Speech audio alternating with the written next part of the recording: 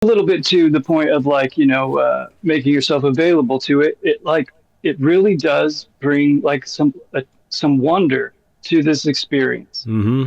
Yeah. And like, there's just not enough wonder just like loose in the wild out there. Like, when you're being bombarded with this brutish reality, it can be a vulnerable thing to open yourself up to wonder.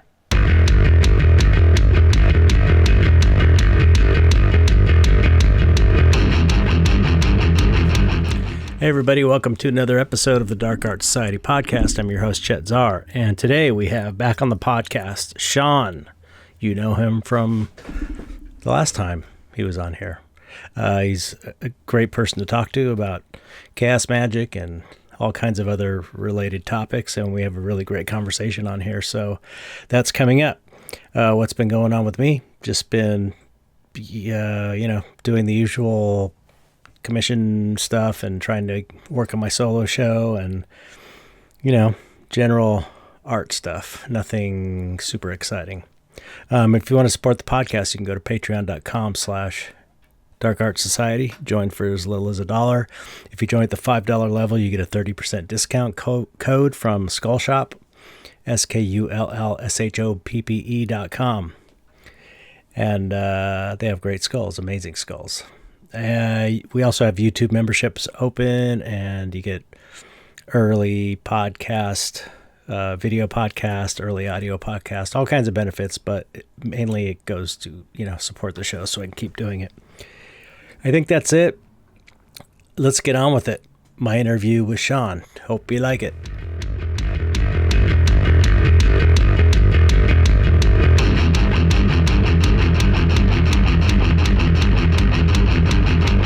Welcome back, seaN. Chet, oh my goodness. It's so wonderful to see you once again. Yes, you too. I'm glad your eyes look good. I'm seeing you. How are your eyes doing, by the way? Still in the skull. Thank you. That's a good sign. Close call for a minute, but I know, scary, man. Yeah, most unexpected. Certainly something that you can take for granted very easily. Yeah. But it just came out of nowhere? Yeah, just I was kind of red for about a week, and then one morning it was just like these things were like swollen shut. Oh my God. Yeah, it was like 4 days essentially in the dark. Whoa. Took me 2 full days to realize I could put on audio distractions, though. I was just like sitting in the dark for the first 2 days. Just really? Dark silence? Spacing out, yeah. Wow. In between like dreamland and this world for like Whoa. 2 full days. That's like, that could almost be like some kind of chaos magic technique to change your perception. You know what I mean? Absolutely. Go on a blindfold for a couple days or something. I was, plastering the inside of my skull with that month's sigil, and working nice. with it in the dark. Actually really affected the way I did the firing of the sigil at month's end. To usually work a sigil for a calendar month and then last Sunday fire it. And so I did my full ritual in the dark. Like no lit candles and that kind of stuff, like embracing the darkness, as it were. But so your eyes are stable now, and you're still kind of doing tests to make sure you know what's going on. Is that the state you're at now? Yeah, they got me on enough steroids to bring a horse back to life, and I'm looking to next week for more of a specific vector for a long term. Okay, so everybody watching and listening to this, send seaN your healing vibes. I mean, you got through it this far. Wash over me. Yeah, you got through the worst of it. So yeah, it's all good. Honestly, I was pretty confident the whole time. Yeah, me too. Check it out. Hell yeah. I was just, I love this thing. I was just reading, although I have to take it off now because I was just reading your Shortcut to Gnosis pamphlet that I ordered the other day.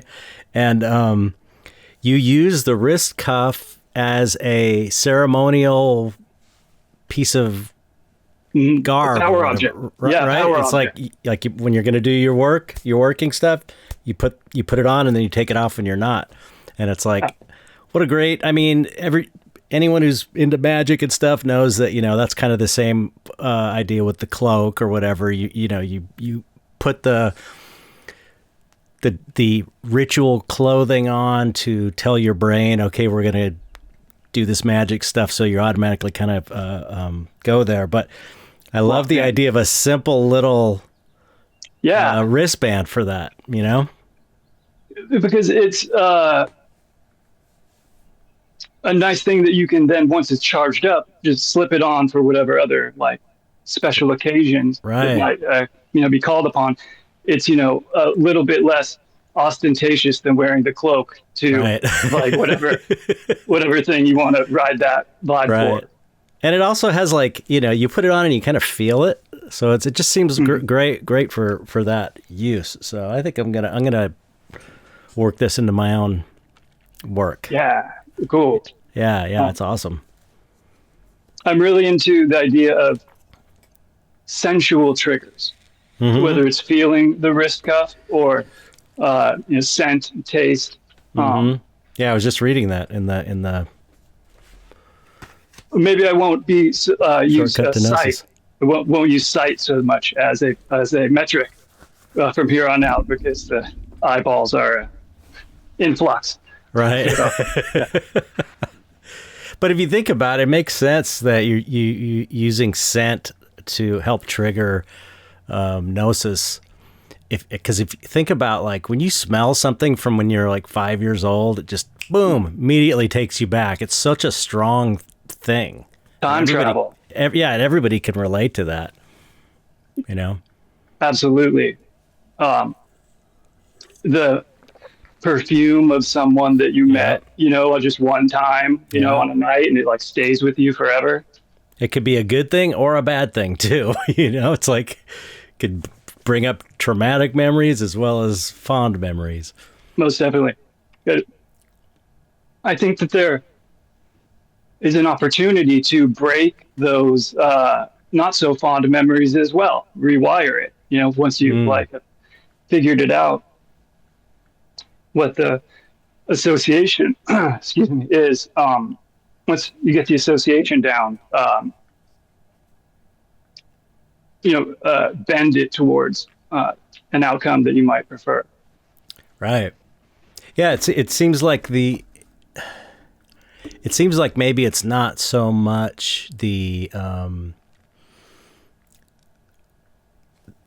association as much as the strength of the association in a way. And it's if you have a very strong association with a smell, even if it's bad, it's just the fact that it's strong is you can guide that energy.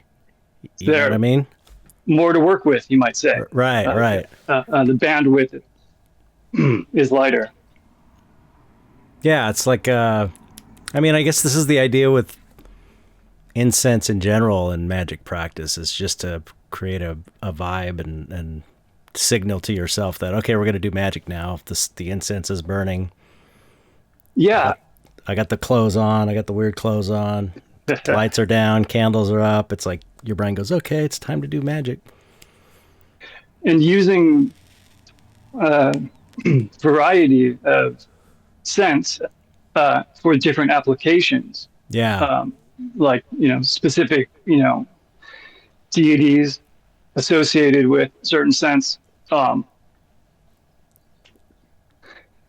wonder a lot about those constructs sometimes, a lot of the old books, when you look at them or, take them apart and see how the pieces fit together. A lot of the time things are a certain way because the first person wrote it that way. Right. Yeah. You know what I mean? Yeah, and, totally. once it's like locked in there, it's locked in there, as far as like, a lot of the rules go, if you will. And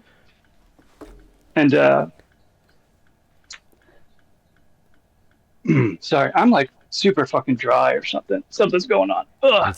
It's some water. Too smoky in here. I mean, this is the basic idea of chaos magic versus like hardcore ceremonial magic anyway, right? It's like ceremonial's like you got to do it this way, you got to follow these rules, and then chaos is a little more loosey-goosey, make it your own, I like to think of it as chaos is the great everything, like chaos. We think of like the Big Bang of like what the chaos was is like, and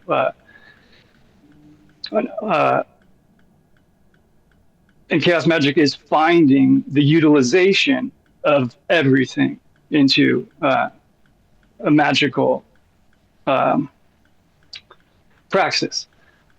So we're like with like the ceremonial stuff, you have to have like the very specific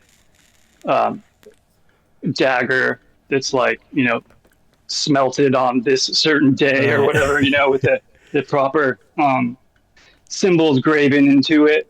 Whereas like with chaos magic, you could just grab the butter knife off the table and put it to use.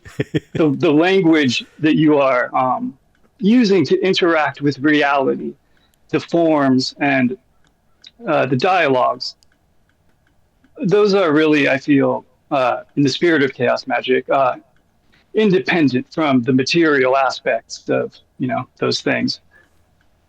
I think a lot of those things help set the mood and get the vibe up. Yeah. And especially in the early stages, like getting the vibe up for yourself is like very important, to like to really feel it. But at the end of the day, the communicating that's going on between you and reality is a very like a theatrical and performance based thing. So everything can be utilized in this way, not just the rules heavy rigidness of the ceremonial, the classical Western occultism. Yeah, I mean, I kind of relate it to art in a way. It's like there are traditional ways of creating paintings a certain way, and then there's like the oops bin. The oops bin stuff, and like using unusual materials. It's like you're still making art. It's just a different kind of art, It's like I saw this guy, I forget the guy's name. It was like 10 reasons. I can't remember what it was, but it was basically like if you're not doing magic unless you're using these specific scents, these specific herbs, it's time tested. It's that way for certain, if you're not speaking to spirits, you're not doing magic. And it's just very kind of rigid. And it's like, yeah, for that kind of magic, that's probably true. But that's just, it just kind of rubbed me the wrong way a little bit. Like, there's, more ways of doing things than just that way, Yeah. Reality doesn't, so I'm sorry, but reality doesn't like give a shit. Sure. What is it conforming to? Yeah. Right. What is this like construct conforming to exactly?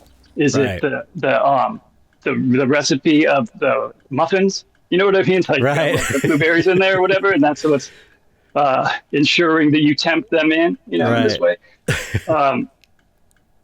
The Western occultism has like a very elitist in-group out-group history to the way that it has entered into the culture. I guess it's almost accepted part of it, is that like it's like reflection of power dynamics, I guess. But I feel like chaos magic is also fairly solitary in that way. It's like not necessarily like going to be involved in like society or an order. Right. Yeah. I don't know. It's like this. I do have to say I resonate with the spirit of chaos magic more than maybe more traditional forms, just because, I don't know, we're artists. This is kind of how we are. We're not like rigid rule people generally, you know? Yes. And so I also do like the kind of the sort of punk aspect and I don't know. I like how Mitch Horowitz calls it anarchic magic. That's kind of what he calls his version of chaos magic, which is like use whatever, which is basically the same principle as chaos magic, but he likes the term anarchic magic, and I'm like, that's pretty kind of perfect, you know. Sets the mood very well. Yeah, that terminology. Yeah, and use whatever works, and you know, I don't know. The important thing is that it's real. That you are doing something that will do something, you know? At the end of the day, there it is. Yeah. You know, there's a lot of, back and forth on this topic about how much of it is, games we play with ourselves. Mm-hmm.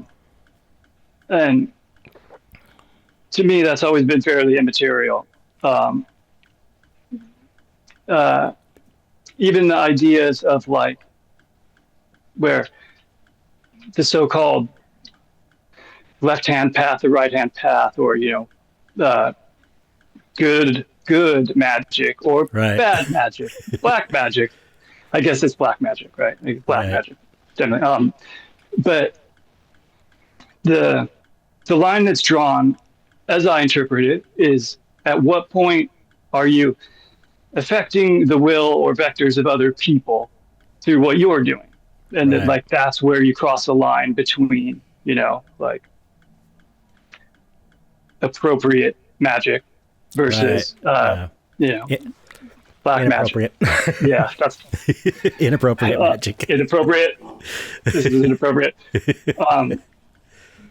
And so what we're doing affects ourselves, and we leave our marks on what we do. And I feel like the interruption of other people's will thing can be like so nebulous, and you could like talk it in circles for so long that I feel like it's a little bit of a cop out, or like way to distance yourself from the like negative aspects of this, or negative repercussions from your actions, is to try to claim one way or the other on that. It's going to reverberate, even if you're just working yourself and trying to do your thing. It's going to like cast shadows that are outside of rigid boundaries in that way. Right. It's like that's the butterfly effect. Is that the butterfly effect idea, where it's like something you do is down the line going to affect some. It's just like you can't not affect, just your existence is kind of potentially affects people that you drive by, and they saw you, that causes a chain reaction. So it's kind of like you can't.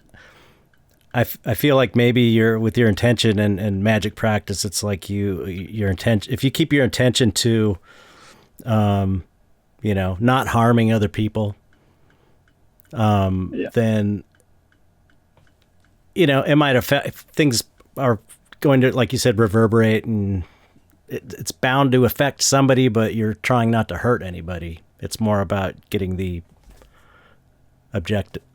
goal, Totally. We live in a world full of other people. And so you want to be mindful of that, to be sure. But there's just a lot of unintended consequences either way. Yeah, right. Either way, just anything other than staying in your room all the time. And even then you're going to affect somebody somehow with. Oh yeah. I've seen the videos.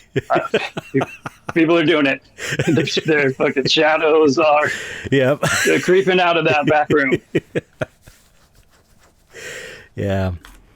I mean, that's another thing. I know I probably brought up Mitch a lot last time we talked too, but I think he's awesome. But I listened to a couple of episodes. Oh yeah, he's super smart. I love his overall approach and attitude and stuff. But I like the idea of one thing he said that made sense to me that I had never thought about before was that, yes, you have your will, you can affect your reality, but so does everybody else, and that is coming in and colliding with yours. So it's not just like everything in your life is a result of your thoughts entirely. It's like, no, there's all kinds of other shit that's affecting you too that's kind of outside of your head. You know what I mean? Absolutely. So it's like, I think the way he puts it is like there's the laws of attraction and magic and all this stuff, but there's also all these other factors. They're outside of that kind of, or other laws and energies of forces that we don't even know of, that are like bouncing all around. So it's like we're just kind of navigating this tiny sliver of maybe what we know as magic in this world where it's just like all kinds of forces are coming at us and affecting us. You know what I mean? The very environment in which we are manifest is trying to consume us at every moment. Yeah. And then then there's all the other actors out there. Yeah. It's like the whole, especially now, it's so obvious. It's like we're like living in this predatory world, and it's very ruthless.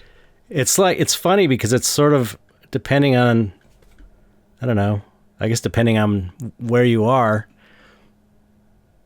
In general, everyone on down here is kind of cool and okay with each other, and then you've got the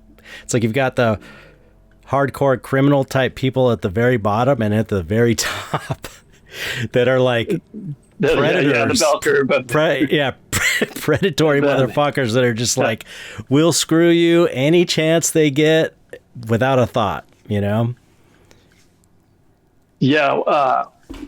some of that stuff you hope there's not a thought, because if it was like if they're like going this way on purpose, in that way, right? That's some black magic.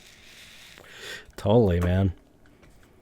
Yeah, there's always the you hear this all the time about, the people in charge are into black magic, and you hear this from the conspiratorial circles, and I kind of tend to not really buy into that, but at the same token,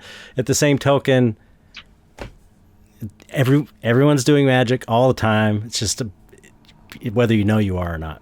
Sure. So it's like, these people who are getting government contracts for whatever drone, making millions off of wars and stuff. It's like, they're doing magic for sure. It's just like they probably don't even think of it in those terms, though. Yeah, I think that personally, my opinion is that most anybody who's going to be engaging with a magical structure, or construct to help clarify their will and embrace their, ascension, if you will, it's because it doesn't necessarily come naturally to them, or they need the construct. Like the people that are just out there, killing it at life, like in that way,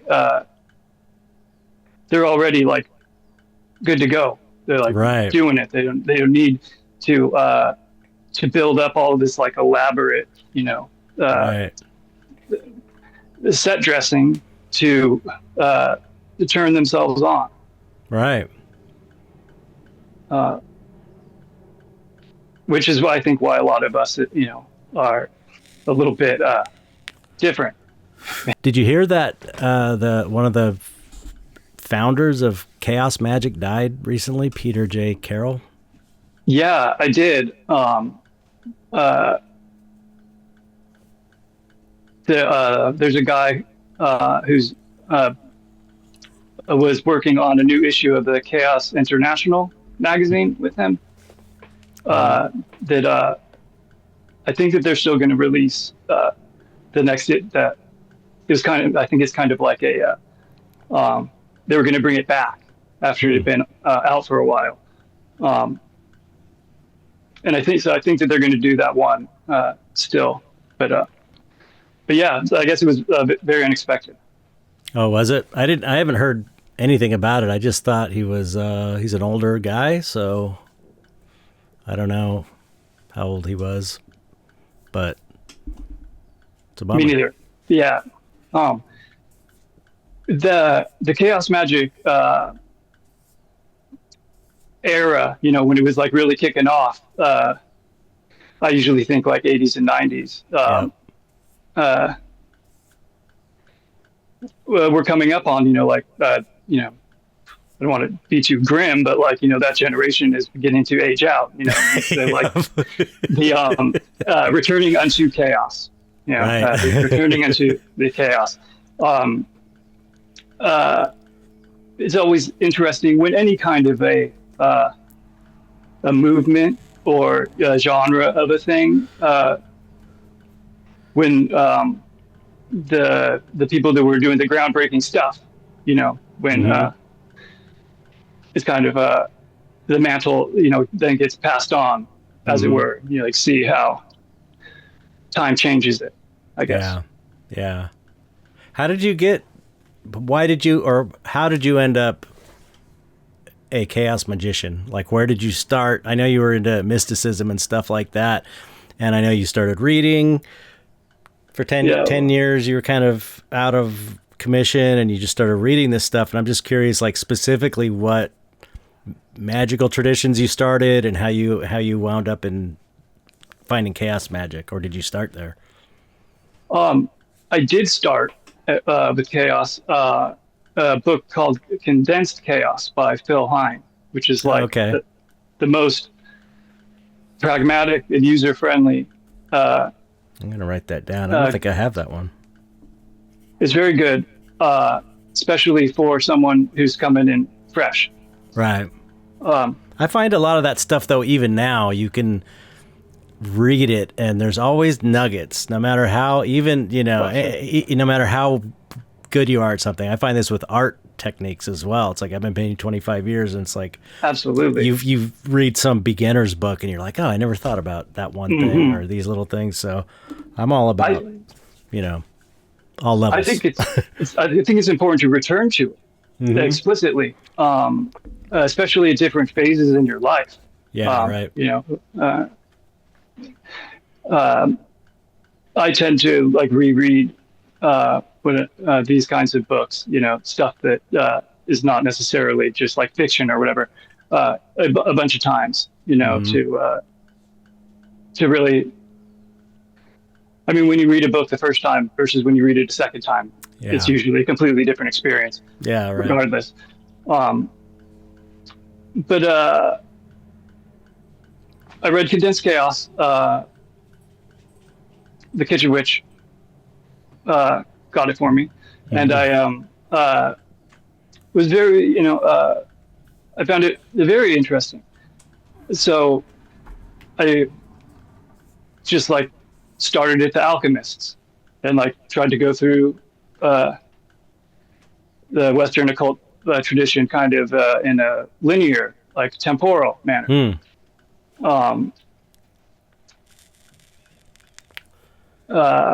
Éliphas Lévi, he hit me really hard. I feel like he's like the kind of like the foundation for me. Right. Well, these are like the source texts, pretty much. That's one of the main ones that people base their books on, stuff in that book. You know what I mean? Most definitely. Legend, Éliphas Lévi. Yeah. Legend. And because I wanted to see like the arc of it, you know, of the philosophies behind it and the workings. And I take a lot of the philosophical concepts of these things and break them down with the lens of chaos magic and kind of like, you know, make them your own, you know, to a degree. More so than, you know, we were talking before about like the rigid dogmas involved with ceremonial magic. Because I think that a lot of the power, you know, of what we're working with, the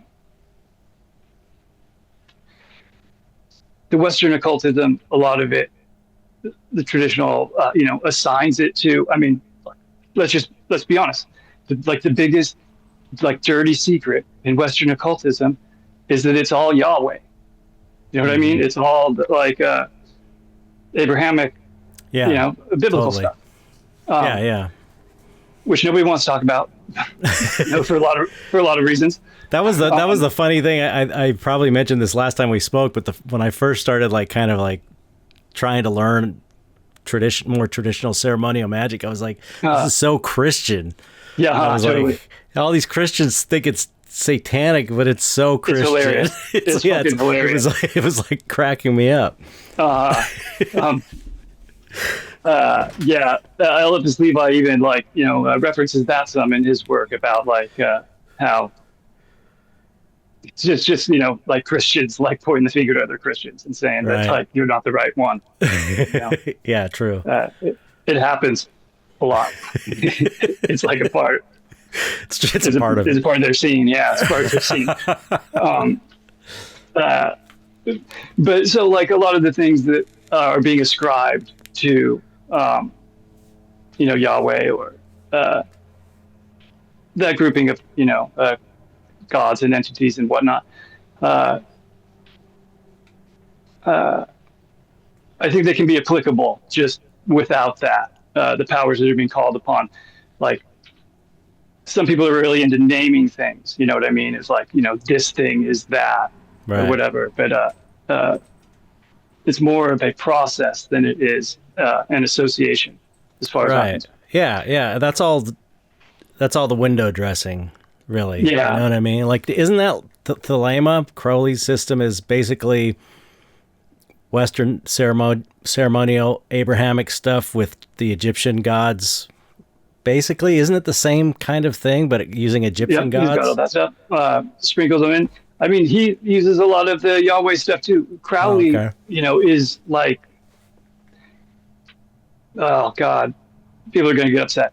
Crowley is like, he's like very reactionary. You know what I mean? Like all like the books, it's like all very reactionary to, you know, fuck, I'm not a Crowley historian, but like from what I understand, his youth and like his religious upbringing and like, it's like it's all very much reflected of that.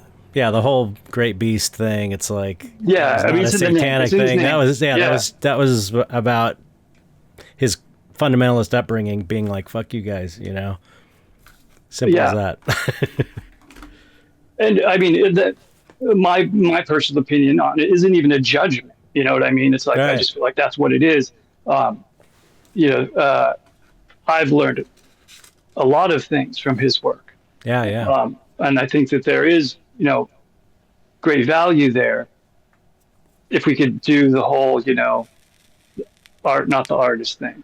Right. You know? Yeah. People get upset. Understandably so. Understandably so. We're getting serious. Understandably so. Yeah.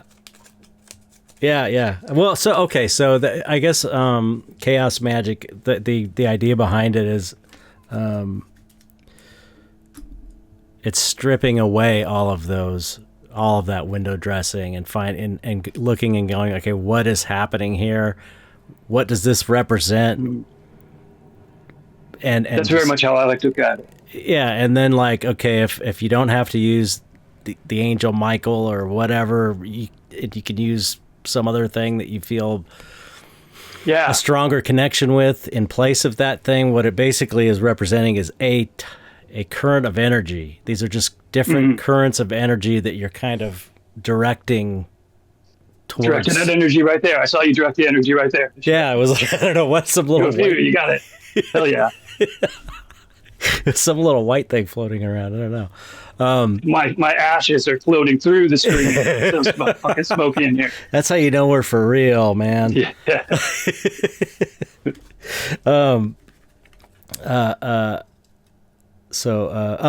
So, I mean, it's kind of like a, I don't know, like a postmodern reduction of traditional magic. And I don't know. I just did it. So I think it appeals to, younger people and artists pretty much, just in just the way that it's a lot like we talked about this before, like art making, and creativity. I would say it's very targeted for like our a generation as well. Yeah, right. Like the kind of like the post-punk scene and stuff like that. Yeah, for sure. I wonder what the next thing is, though. There's like a new generation there's going to be another version of it. Yeah. You know what I mean? Mm-hmm. And how much of it will be an embrace of the, new digital age, or will it be a rejection of it, right. And go in the opposite direction? I kind of have a feel. To me, it seems like it's going to be something combined with the technology and AI and stuff, just because younger people are more likely to be influenced by that stuff. And the early, from what I've read, the early, cyberpunk chaos magic scene was so internet. Oh yeah. There was like message boards, and there were some like the early adopters, and they saw the potential of the World Wide Web as a way of connecting people towards, magical means. So it seems to me like it's some kind of, I don't know. It seems like it'll be some kind of continuation of that. Maybe. I don't know though. I'm just an old guy talking. It's not for me to figure out. I'm past my prime.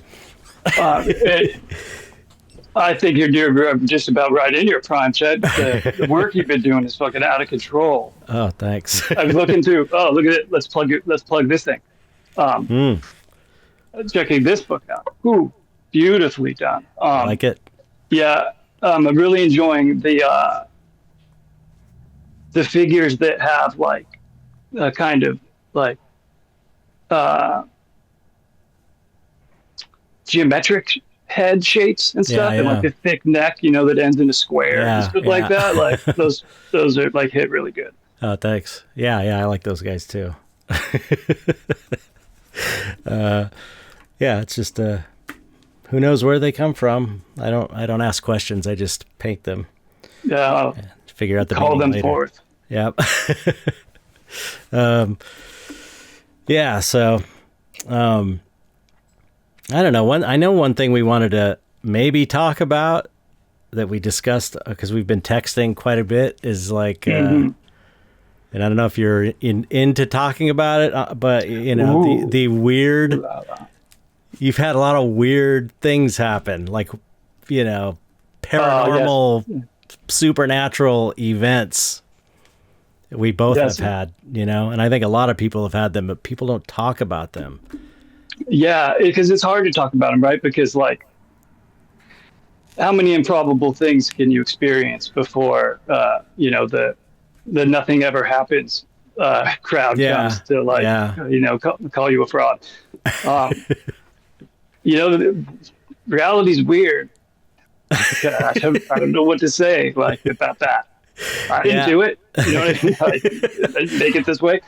I got friends though who are like, they want something to happen to them and it doesn't. And they're like, I want to believe, I want the experience, but it's never happened. And I'm always like, that's such a bummer. I would almost tell them maybe people that want something to happen is you do need to turn to some kind of magical system, because you'll probably see something will happen that will make you go, oh, that's weird, Yeah, I mean, that's the thing, right? Is like, if you want to catch a bus, you got to go stand by the bus stop. And, yeah, but sometimes the bus pulls right up to your house, and you didn't even call it. Absolutely, those are the lucky VIP. people. Yeah, VIP treatment. Yeah, definitely. Hey, and that's awesome. But sometimes you got to boost it up. Put yourself in a likely position. Because that's one thing in my experience with all of this is when I began it, I came from the very agnostic point of view about all of this stuff, and I recognize the enchanted, mystic aspect of being alive, but I was pretty dead-eyed at the same time, and I started doing this stuff as a passing distraction. And when weird stuff starts happening, it gets kind of serious. You know what I mean? And real convincing. Yeah.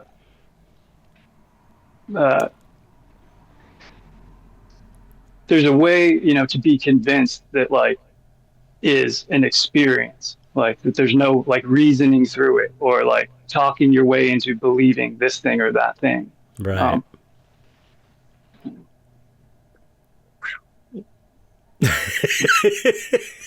Yeah, man. Ooh. Yeah. The heavy duty stuff. It's there's no question. There's just no question. And I mean, I certain things happen that at first you can go, okay, that was a coincidence, and then something happens again that's uncanny, and you're like, oh, there's a lot of coincidences happening this month, and then it happens again, and you're like, okay, and then it happens fucking 20 times later, and you're just like, this is just how it is. This is you just accept it as life is weird. I'm not really sure what's going on, but I have kind of a rough idea, but the part of that rough idea is that you don't know shit about anything really, and life is just a huge mysterious thing. But after a certain amount of time, it's just there is some other dimension, and it's if it hasn't happened to you, it's probably happened to one of your friends or someone you trust or a family member. Yeah, it's all around us. Yeah, pretty much everybody's got at least someone they know that claims they saw a ghost or whatever, or saw a UFO or whatever. Yeah, and a little bit to the point of making yourself available to it. It really does bring some wonder to this experience. Mm-hmm. Yeah, and there's just not enough wonder just loose in the wild out there, when you're being bombarded with this brutish reality. True. It can be a vulnerable thing to open yourself up to wonder, but I don't know, I think it's good living. But the thing is I totally get what you're saying. It's true. However, you don't even have to look far to see the wonder. It's even in the crazy madness of the world, a slight shift in your perception or how you're considering things, it's still this crazy, amazing miracle, Yeah. Just or a tree or whatever. It's I go out and I got this avocado tree, and I'm just like, fuck.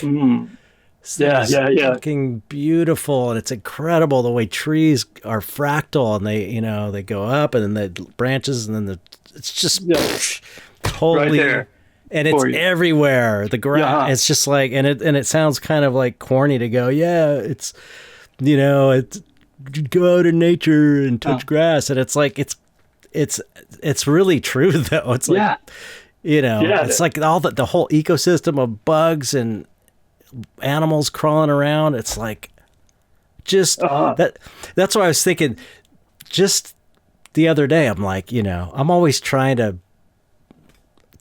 get out of this financial.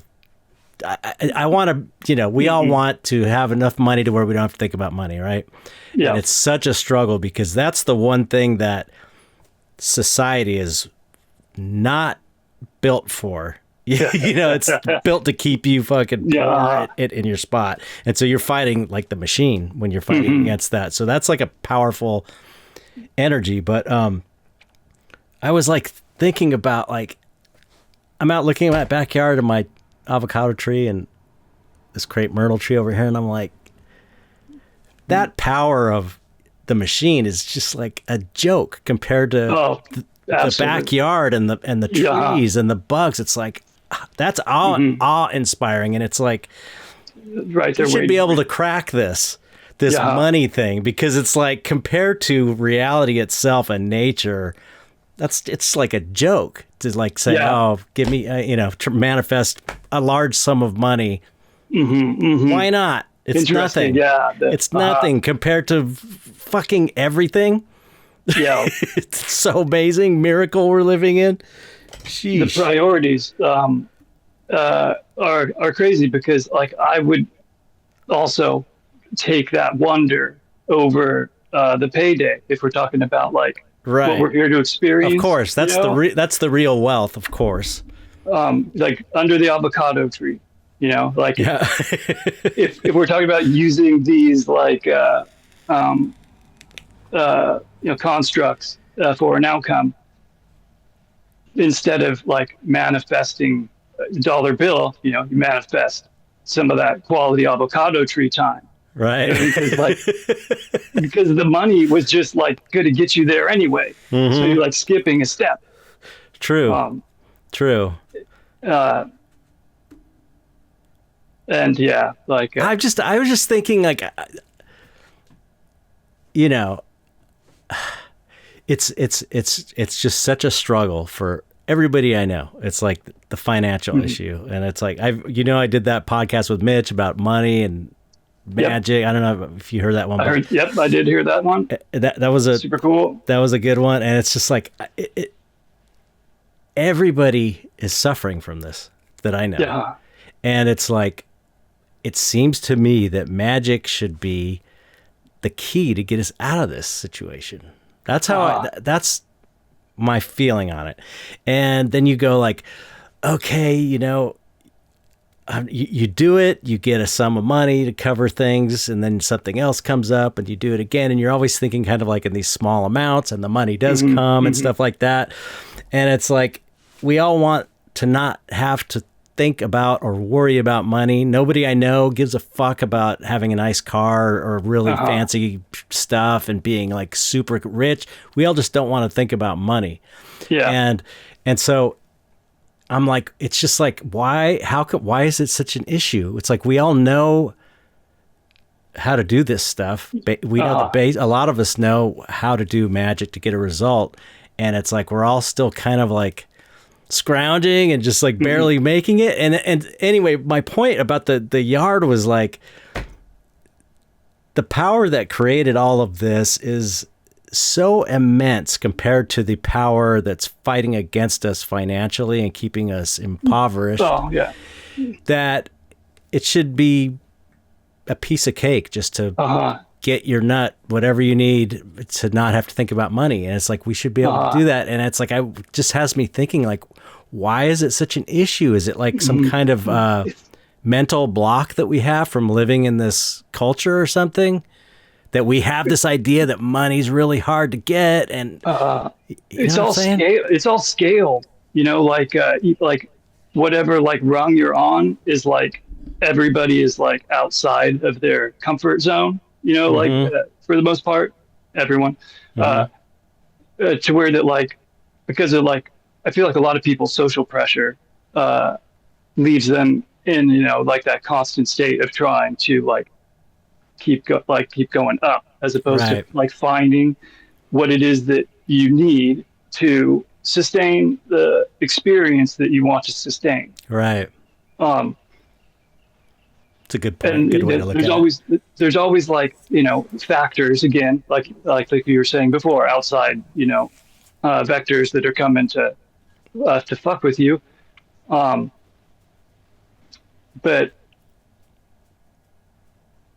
so, okay, like when I do magic ritual that involves the idea of,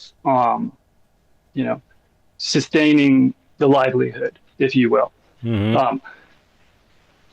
I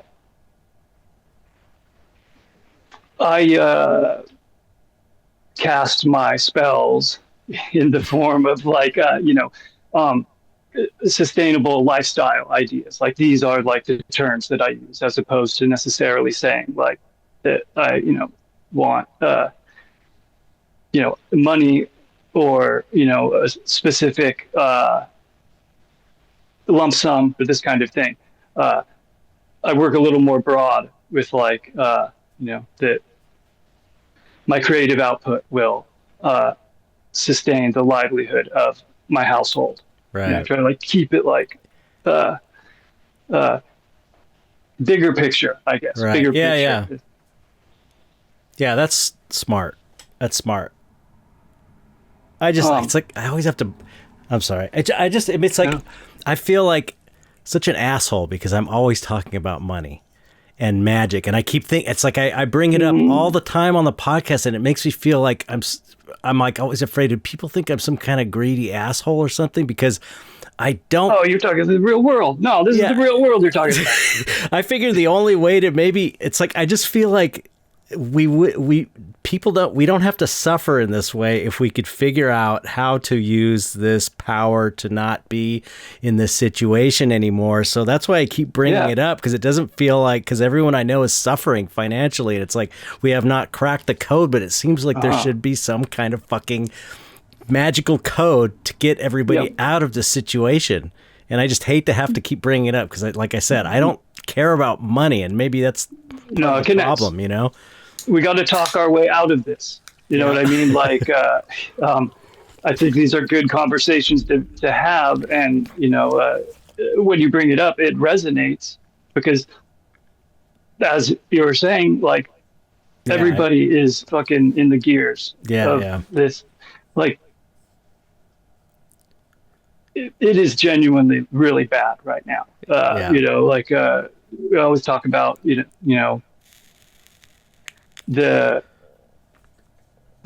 elites with their money, versus the everyman, but like the corptocracy is fucking fully spun out right now. Yeah, and, it's off the charts, man. It's just unsustainable. Like, like you hear about like these fucking pieces of shit building like bunkers and stuff. You know what I mean? Anticipating the inevitable. Anticipating the inevitable. Yeah, right. Like watch for those rats to flee the ship, because like they're like, it's like we're in a fucking tailspin on this thing. I feel like it is. It's like, and it's like, I don't know. It's kind of cool to be living through it too, because it's like it's painful and scary and stuff, but at the same time, it's like, we're the souls that were like, bring me down in the fucking thick of it. Yeah, man. And it's like, but I do, I don't know if this is my mother's influence on me, because she was very positive thinking, new age type, which is kind of what started this whole, it feels genetic in a way too, all the spiritual stuff and magic, but she was very much like a positive thinking type person. It's like, I cannot help but think that, yes, things are bad, they're going to get worse, but this is the only way we're going to, like, it's going to have to get that bad for us to finally get to go up to a new level, because we've been living like this for how long now? thousands of years at this point, at living in this kind of fucked up patriarchy or whatever you want to call it. It's like there's got to be something so bad that it would never change on its own. Break it in half. It would never change on its own. Sure. And it's like it's breaking now, and we will have this opportunity to kind of like push everyone up. I guess it's the idea that we're going to evolve past it and all that stuff, but that's like my feeling about it. I don't know if it's correct. Everybody wants to be here when Jesus comes back. Yeah. Except our version is right. Fucking heads on spikes, man.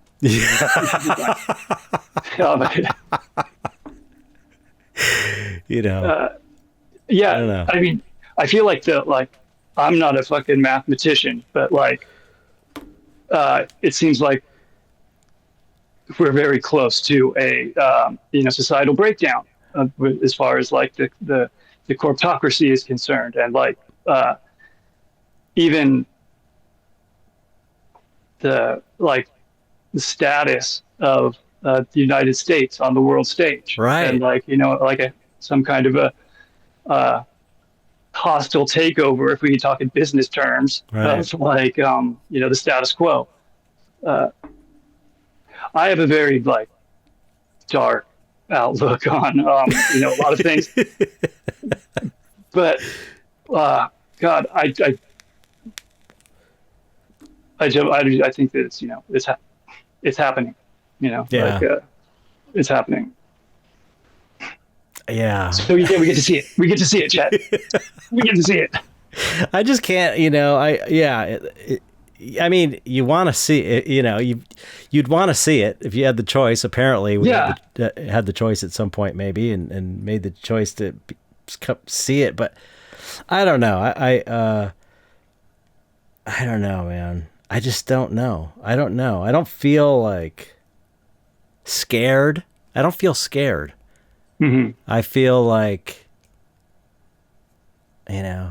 impatient and frustrated. Sure. Because, we can all see the potential for how amazing life can be for most people easily. And it's so frustrating just being cock blocked by the biggest assholes in the world. And it's such a small group of them ruining everything for everybody. Yeah, it's so frustrating, man. This is what we've chosen to do. You know what I mean? Right. Creatures alive in the moment. Here we are, civilization, and it didn't have to be this way, but this is the way we're doing it. That's a choice right there. Yeah, seriously. So even if it is painful, experiencing, bearing witness to a shift. I mean, that for me, that's the price of admission. I'll take it. Yeah. Long live the theater. Let's see this thing. Let's bring things to the natural consequence. Yeah. I don't know what to think. I don't know. I can't help it. I can't help but feel that way. It's staring you in the face. I don't know. I don't want to be too just declarative or definitive. You know what I mean? But I don't know how you don't recognize it. Right. Yeah, I think that's the thing is everyone kind of recognizes it too. It's pretty.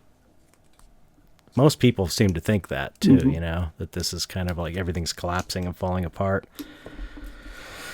It's almost darker to imagine that it's not about to collapse, and that they're going to find a way to fully lock us in with the the technology warfare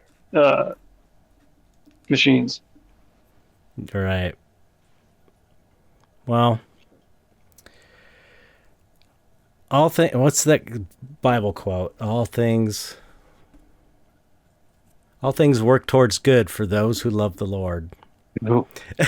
And I write that one down.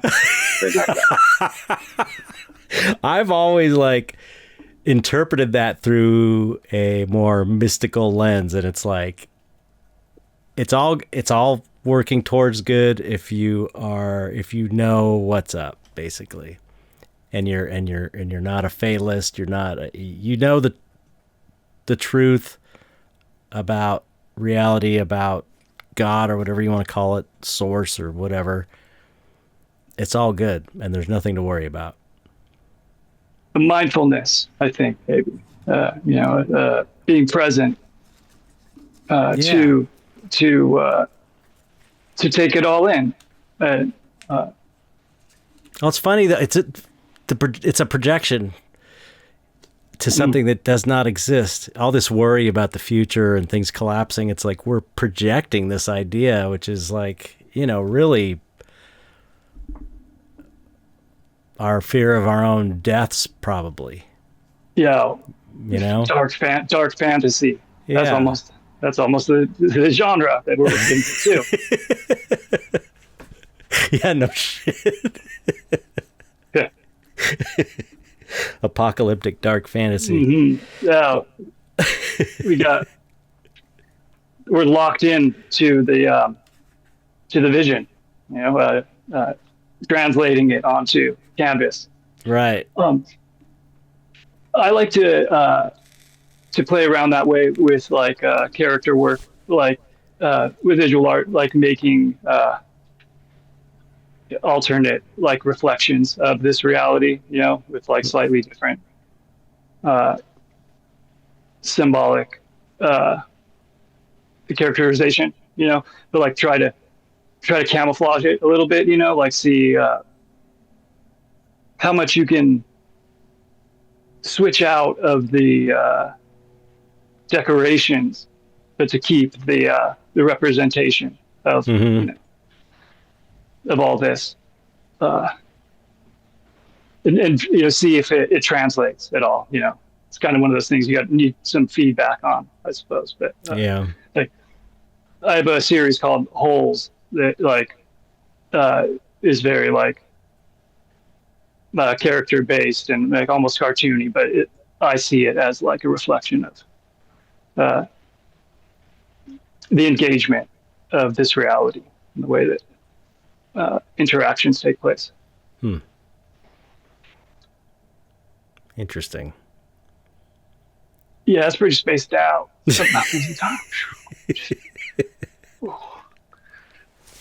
Well, I didn't mean to. I hope I didn't bring things down too much, but I guess my point was that I may be like totally wrong, but I still have a positive feeling.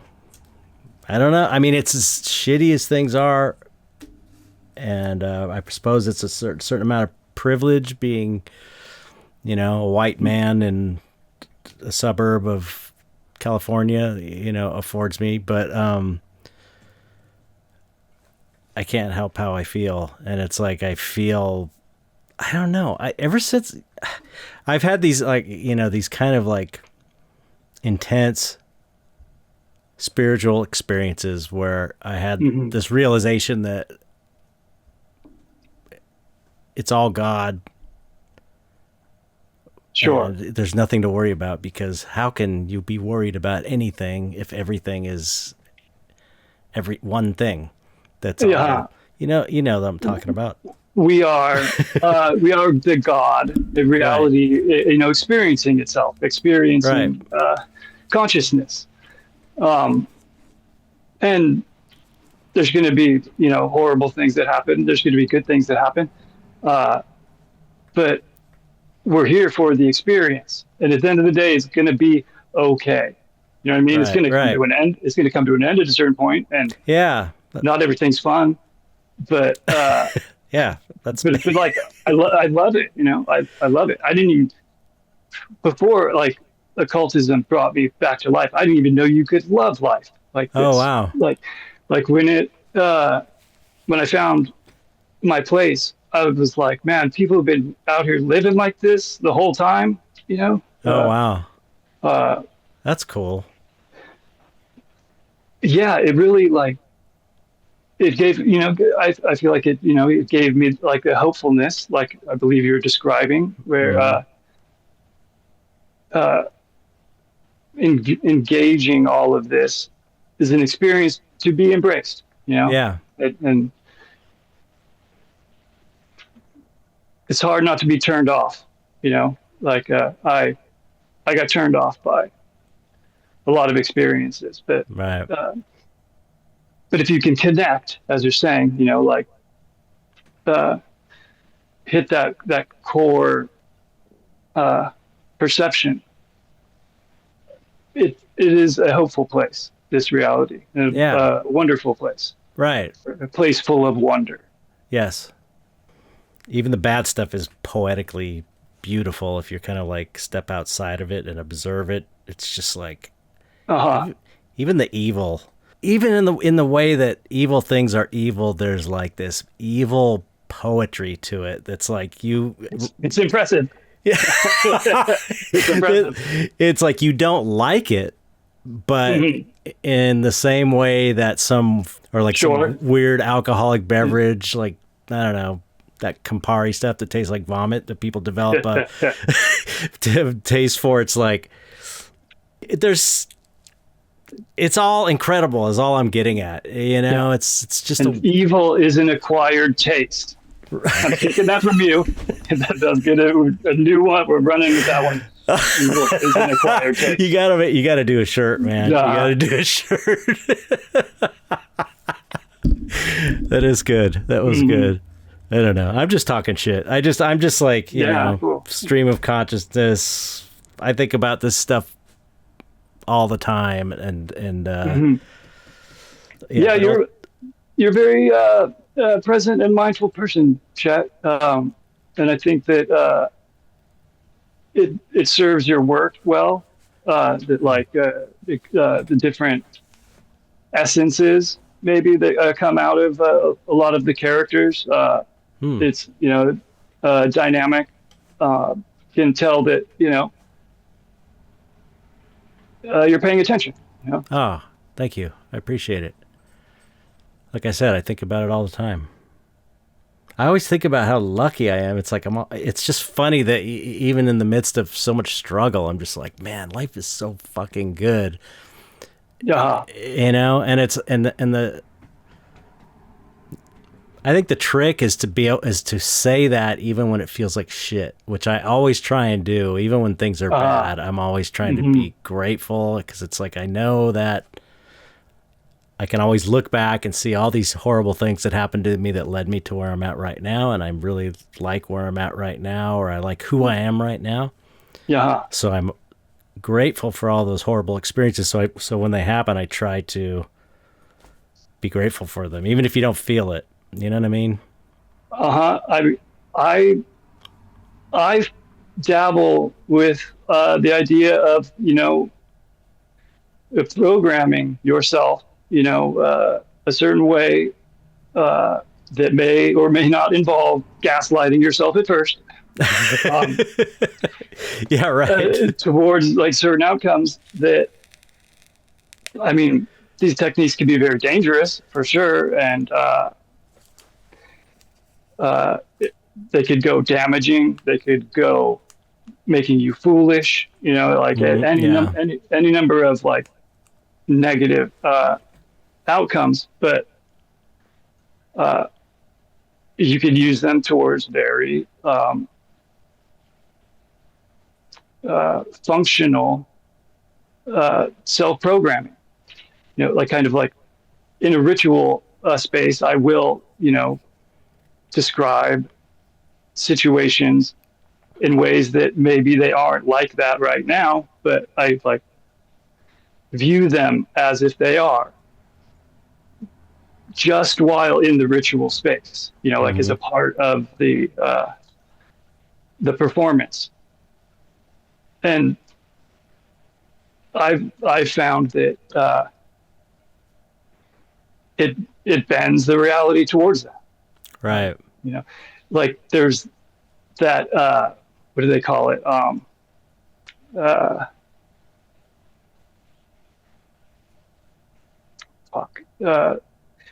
there was like a Saturday Night Live skit about it where like Al Franken is like sitting in front of a mirror and he's like, I'm good enough, I'm smart enough, or whatever. Yeah. People like me. Yeah. I can't think of it. I know what you're talking about, though. Yeah. No, never mind. Okay. But, everyone knows. And this is nothing new. Like, you know, people do that shit all the time or whatever. But like, you know, I do it with a cloak on. But it's these things can be very useful, and I feel like a lot of them are very private as well, because like these things can change your life in a positive way and be very fulfilling, and you know, bring you, you know, what it is that you are working towards. But they're really embarrassing to talk about, or like admit, you know, that you're getting up to such things, which is why I feel like, you know, the chaos magic is good as well, because it tends to be solitary, not like performing with a lot of people around. The whole process to me is like incredibly private. Even like when I talk about certain rituals that I do, and I'll like describe them, like I would not perform them, you know, in front of a camera, or like, you know, it just doesn't hit right. You know what I mean? Like, there's like a sacred aspect to it. You know what I mean? Let's class it up. Let's class it up and say it's a sacred thing. It's not just because it's horribly embarrassing. Sacred. Yeah, I suppose that's the, you know, that's also part of the power of it as well, right? You know, to keep it private and to keep it not let it out, you know, not let it out into the world yet, or just to stay silent. Yeah, that's one of the 4 tenets of the magician, Éliphas Lévi.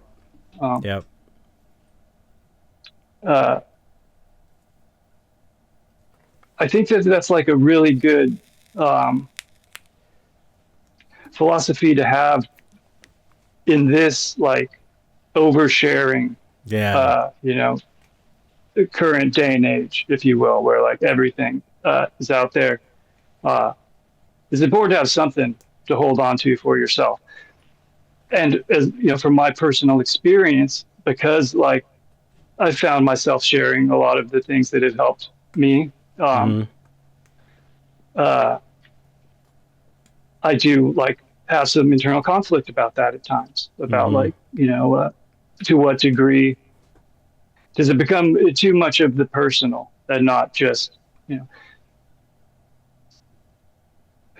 I mean, anything that like, if I'm talking about techniques that I've used that have helped me and I want to pass that information along, I think it's a good idea to like shave off all the personal anyway, because like the information that you're trying to transfer over is not about the personal anyway. It's about the construct. So yeah, like I don't the acting out of the stuff, you know, very personal for sure.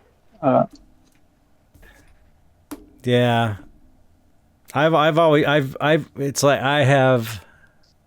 That's kind of a newer thing for me. I don't know, I suppose in the last couple of years where I'm like holding back a little bit, because I've always been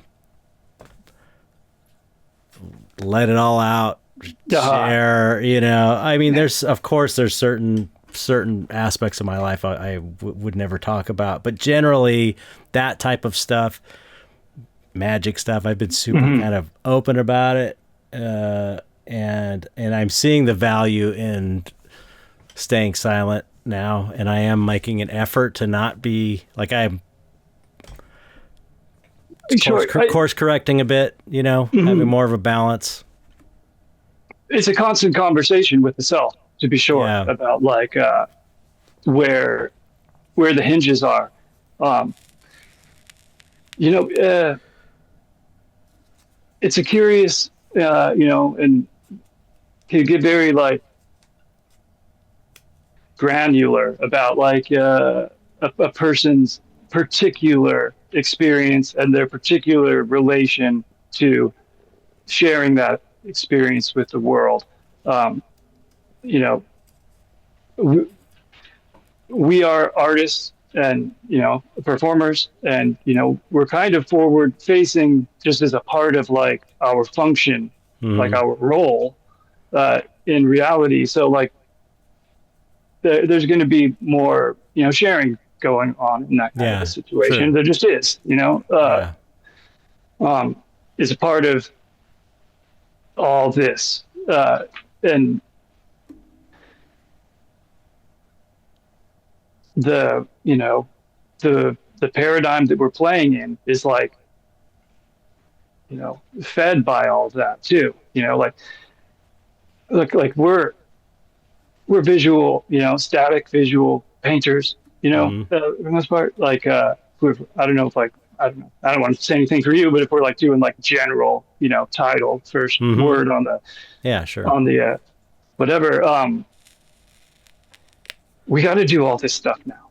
You know what I mean? It's like a part of, it's a part thing. It's not even about like what we want. Like it's like putting gas in the car or whatever to get to the day job. It's just a part of the thing. Yeah. And it's still like, you know, the best game in town. So it's the only game in town. Yeah, I always especially when talking about this magic stuff and occult stuff and supernatural stuff, whatever you want to call it, I always feel like I'm talking openly about it and not thinking about people that think I'm full of shit. Like, just, I don't, you know, I hit a certain age and I was like, I just don't care if people think I'm lying or full of shit. And it's like, it's for the people that know that the stuff's real and no one talks about it. Although this is probably not really the case anymore with there's so much of this stuff out there now. But my original intention was like, if I can help someone not feel so alone in all this stuff and feel like they're not crazy because there's someone else talking about it, then I'm going to do it. And I also just don't really, you know, we have so few fringe benefits of being an artist. We've got to take advantage of whatever we got. Totally. One of them is you can get kind of crazy and get away with it. You know, so it's like, you know, I could always fall back on, hey, I'm just a crazy artist, man. What do I know? It's your duty.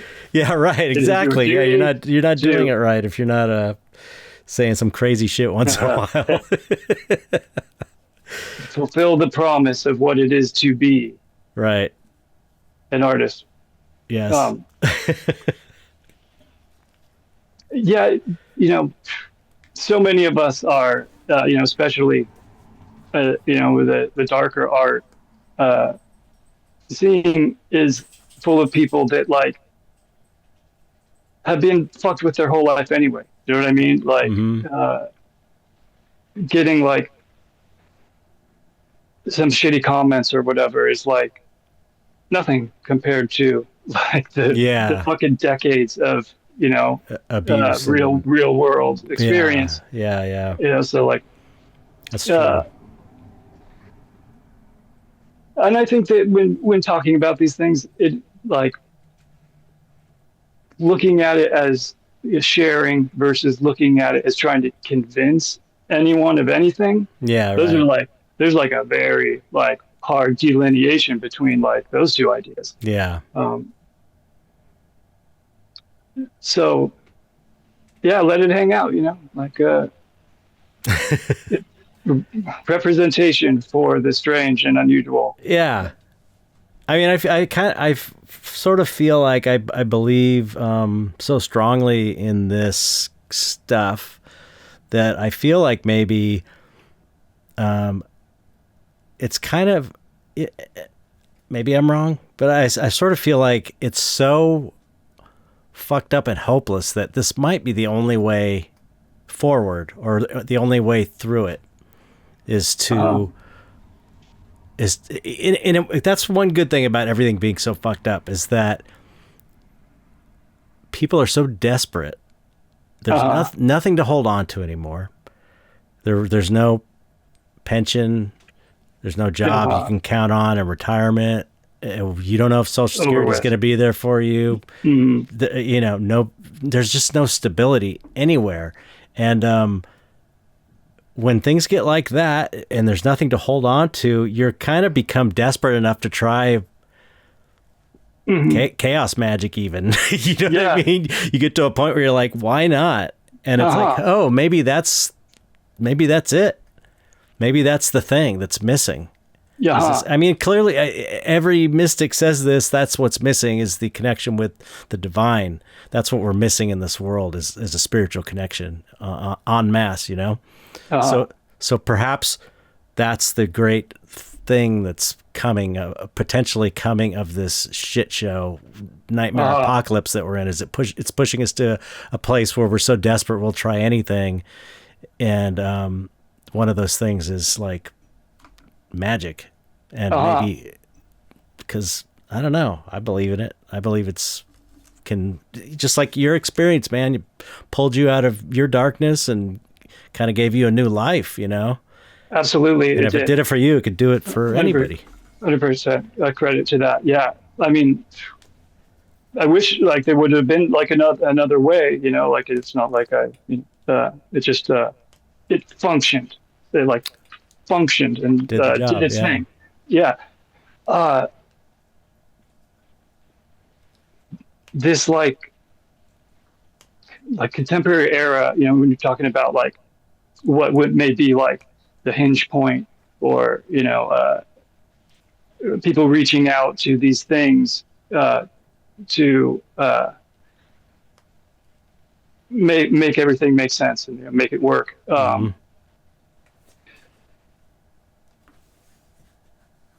Like the hours on the screen, you know, for like the generations that are growing up, where it's like it's hours on the screen.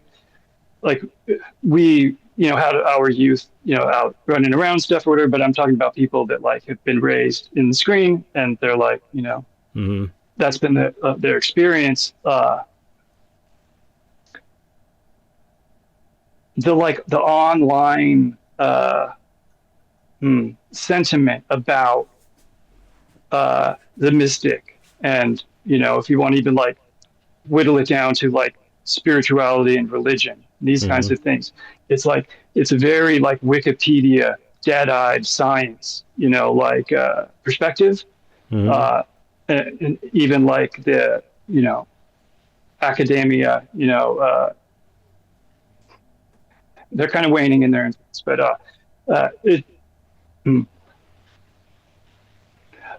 I just, you know, I'm very hopeful that they can disregard a lot of that and like find, you know, what is like wonderful and mystic and magical about reality, to open themselves up to it. Yeah, I guess all that fucking crazy bullshit was just about getting to opening themselves up to it, while, you know, being in this very rigid, like, you know, the answers are all, you know, just a click away, and, you know,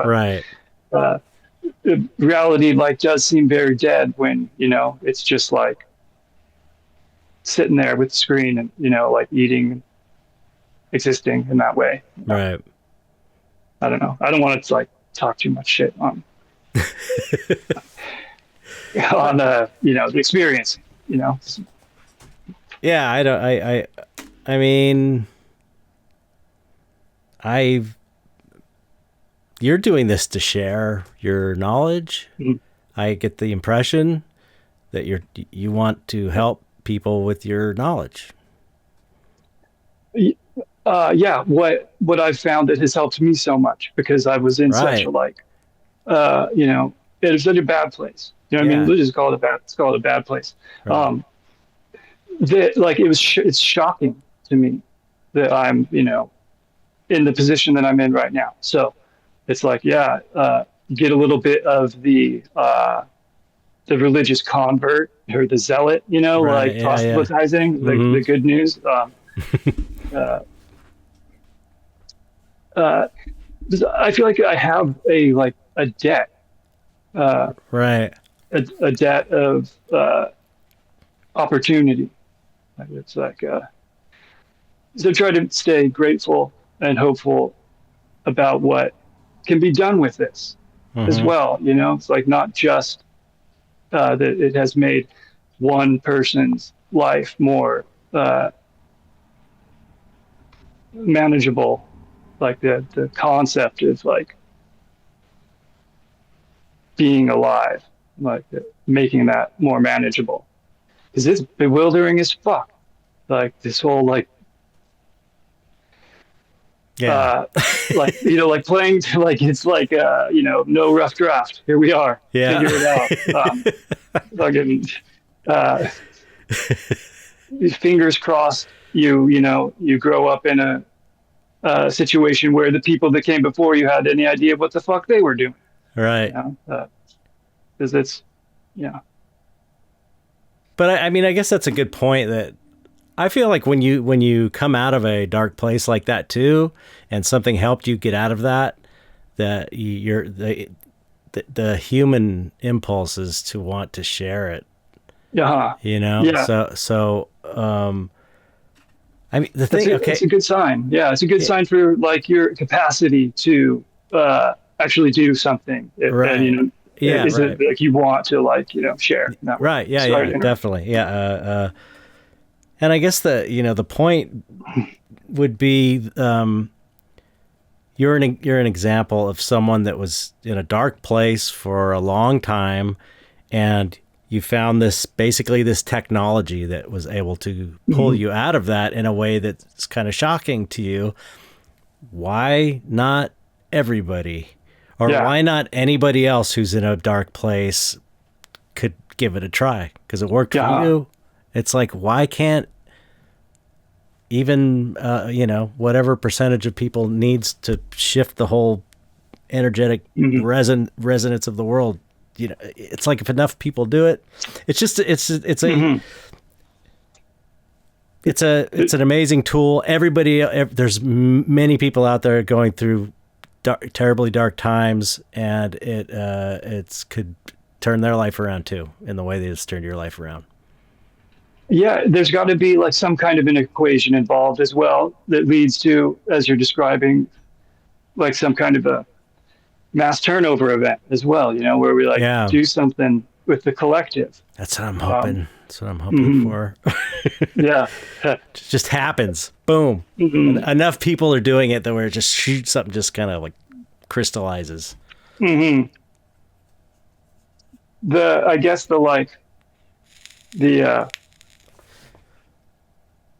the uncertainty factor in that perhaps is that don't get me wrong, I'm a fucking idiot, but like a lot of people out there are just going about their lives and they don't give a fuck, and they're are not really interested in putting in work towards finding their place in reality. Like they're there's a lot of people that are actually pretty cool with true just doing the existence thing. Yeah. I guess it doesn't derail their capacity for existence in the same way that it does for some of us. I don't know. It's weird. I find it weird to not be interested in engaging in that way. That fuck, I don't know. I'm desperately trying not to just talk shit on people that oh god, going to they go to the game and they go to their job and it is good for them. It's good for them, I guess, but we could really use the help. You know what I mean? Get the numbers up.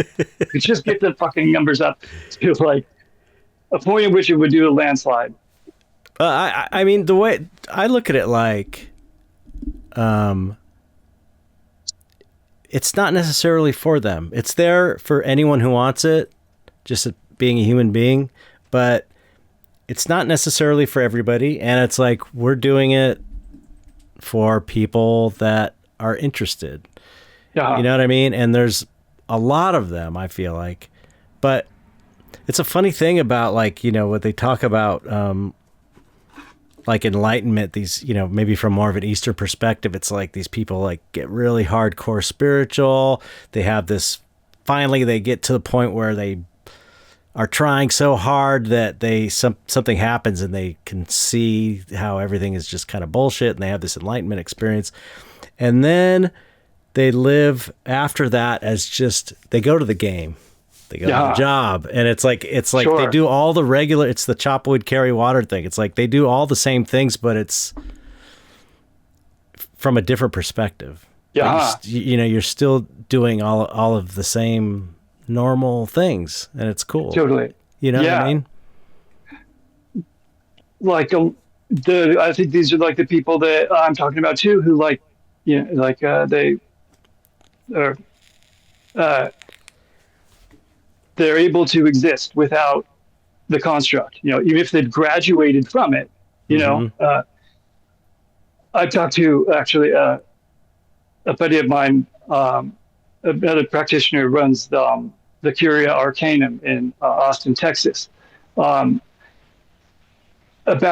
at what point do you graduate and you just live your life and you don't need to like put on the robe, have all of this, you know what I mean? Like, because it's a lot. It's, you know, it's a lot. And is that the true point? At what point does it not have to overtake your conscious identity? Right. You know what I mean? Like, and I don't necessarily mean like the super like outwardly facing, you know, a projection of it, but just like the constant like working with it in a very conscious way. Right. What's because like oh, sorry. Yeah. No, go ahead. Oh, sorry. Oh God, we're like, isn't it like that we should get past all of it? You know what I mean? Like the people that already have it, you know, like there's people that don't need all this shit in the first place. Right. We're just trying to catch up with them. Yeah. Like, I feel like we wouldn't be doing all of this if we weren't in need of the construct. Yeah. I guess. Yeah. That's a good point. And that's where I get really fucking irritated too about like people that are too loose with it. We're going to get on the other side of the conversation now about earlier about like the rigidness of whatever. Yeah. I think that there are aspects of the philosophy that affects the working itself that are foundational and built up in a very specific way to be utilized a specific way. And we can get postmodern with it, and we can play around, but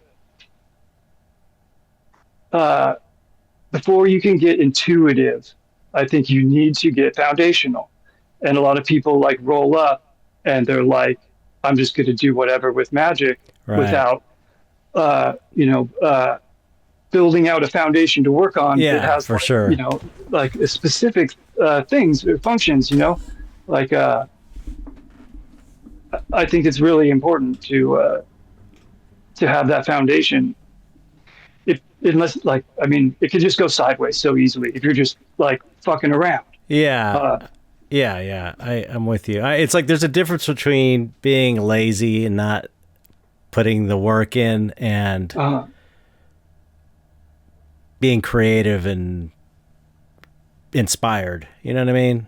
It's like, definitely, you know, you don't have to feel too, I feel like, I agree that a solid foundation so that you can, you know, learn the rules so that you could break the rules kind of thing.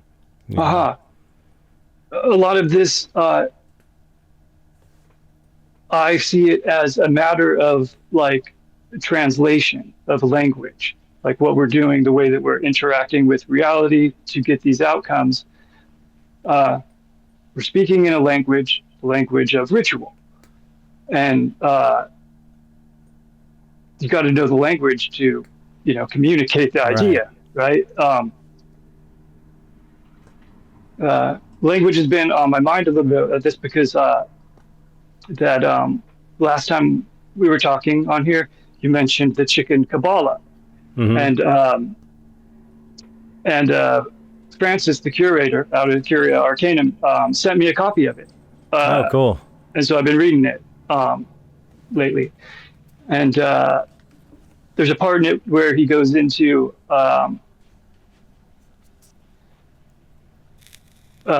Genesis 3. He says that God said, "Let there be light," and that it wasn't just the action, but also the vocalization of the action at the same time. And that by like tying the action to a very specific assertion or intent, solidifies the language of the ritual, if you will. And that's something that I do a lot with my ritual as well, is that like when I'm doing stuff, I say what I'm doing in real time, like at the same time. I say like, I'm like put the wand within the pentacle that it may be charged by my will, do it in the same time. Because you don't want to fuck up the translation. Just like all back to the thing about, the philosophy behind the foundation and why you're doing it, and not just like intuitively guessing at what a magical act may or may not be. Right. I mean, it makes sense. That why reinvent the wheel for one thing? It's it's more like learn the rules in order to break them, build your foundations, and then kind of when you kind of have an idea of what's what, you can kind of do whatever you want, really, within the basic framework that you have. The basic framework, when you learn all this stuff, you learn the basic framework. You learn the basic things in general, and I think it's just a matter of like if you're, it's different when you're just being a lazy ass and don't want to put the work in to learn because you're not really that into it, because whatever, you're just not that into it. You're just doing it you're fucking around or whatever,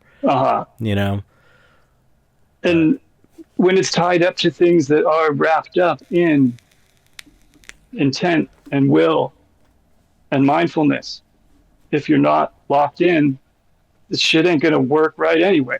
If you get it, I mean, something might happen, you know what I mean? Like, even if we like get back to that thing of like, is it just mind games or whatever? Like, you could like program yourself to think that this thing is going to happen, but if it's not locked in, you could be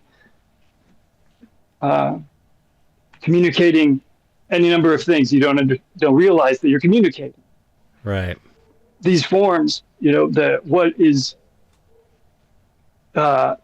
powerful about them in a human sense is that they are traditional. They've been handed down from person to person through all of these iterations of realities, and that gives things certain power just by the legacy of them. Like spirits, right? Or entities that people call upon. There's like at some point, it was like the first person who like named that thing or like interacted with that thing. All of this stuff, has a like birth date essentially, and all that comes after it. When people like pick up that mantle as well, it's like further like defining and developing what this thing is, or our relation to it. I feel like the relation to it is almost more tangible than, what it specifically is, because like whoever is like interacting with like Thoth or Toth, or I don't know. I think we can't even agree about how you say the name. Yeah, I know. OTH. I'm pretty positive that like I've heard Tote, I've heard Thoth, I've heard, everyone says it doesn't matter. yeah. That's the point. Is that it doesn't really matter, right? And then, right. As long as we know, as long as we know what we're talking about, you know what I mean? That's what matters. As long as we know what the other person is trying to communicate. That's the one. The development of what that thing is, has happened over a long period of time with many people, like kind of like as a group or a collective. Right. And is it even the same entity that they are, describing, or is it something that they're building out together? Right. Yeah. It's a trip. Maybe the first person that it didn't, maybe the first person projected that entity, named it, and then every generation that was passed down kept building on that egregore type thing, and who knows? And then it becomes a part of the canon, if you will. Right. I don't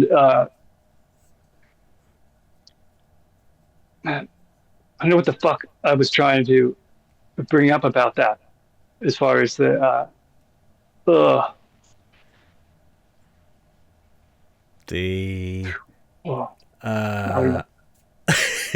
man, I don't know. Man, these steroids are really something else. Yeah, I know. It's got to be rough on the brain. I've forgot what I was going to say probably 5 times already. I had like really good points and I just completely forgot them. And I like got my pen out and then I keep forgetting to write them down when I think about them, and then they're gone. They swing back on the breeze. breeze. Yeah. I don't know. It's all a trip. It's all I don't know, man. I don't know. I guess for me it is real. Whatever that means. It is real. What does real even mean in this world where we don't even know? Everything's like a weird projection of your brain. But I don't know. I don't know what my point is. I'm just talking, I guess. We're just talking. Mm-hmm. We're just joshing. It's good to have a conversation with you, Chet. Yeah, for sure, right? I enjoy very much. Yeah, me too. It's super fun. I think people enjoy it as well. Yeah.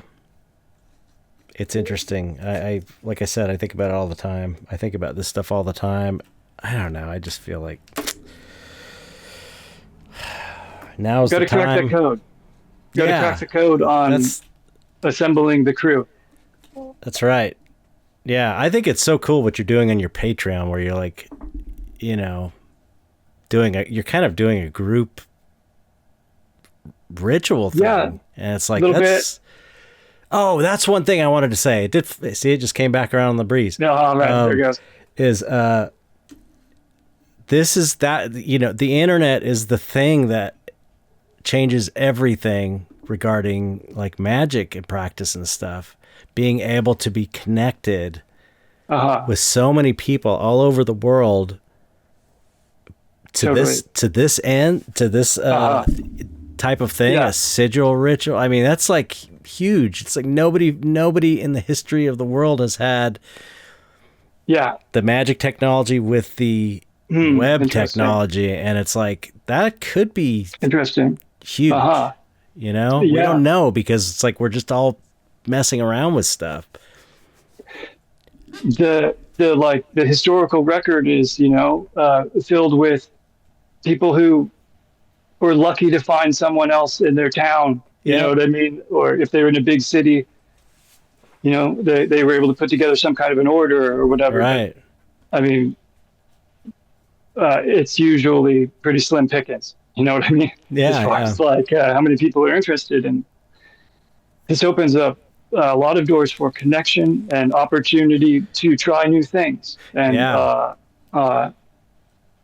find new perspectives on how we might use these towards best functionality. I'm like pretty digital sour from just like watching it all go so bad, but like the potential that is there is very inspiring and